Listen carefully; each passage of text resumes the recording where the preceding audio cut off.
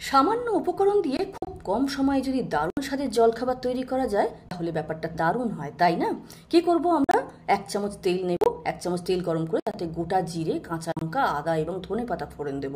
নাড়াচাড়া করে আমরা পরিমাণ মতো জল দেব এবং তাতে পরিমাণ মতো সুজি মেশাবো। সমস্ত পরিমাণ লিখে দেওয়া আছে। এবার এই দুটোকে মিক্স করে আমরা একেবারে রুটির আটার মতো ডো তৈরি করে নেব। অন্য একটা পাত্রে নিয়ে ঠান্ডা করব এবং পরিমাণ মতো নুন এবং সামান্য খাবার সোডা মিক্স করে আমরা হাত দিয়ে ডলে ডলে রুটির আটার মতো করে মসৃণ করে নিয়ে ছোট ছোট বল তৈরি করে নেব। এবার এই বলগুলোকে স্টিম করার জন্য কড়াতে আমরা জল বসাবো, তার উপরে ফুটো ফুটো থালা রেখে আমরা অয়েল ব্রাশ করে নিয়ে বলগুলোকে রেখে ঢাকা দিয়ে 10 মিনিটের মতো স্টিম করে নেব। এবার অন্য একটা পাত্রে ফোড়ন দেব। তার জন্য কড়াতে তেল নিয়ে সর্ষে, জিরে, হিং, সাদা তিল, চিলি ফ্লেক্স এবং বেশি পরিমাণে কারি পাতা যেতে পারে। তারপরে সুজির বলগুলো দিয়ে দেবো, 1 চামচ সাম্বার মশলা দেবো, নাড়াচাড়া করে উপর থেকে ধনেপাতা দিয়ে নামিয়ে নেব।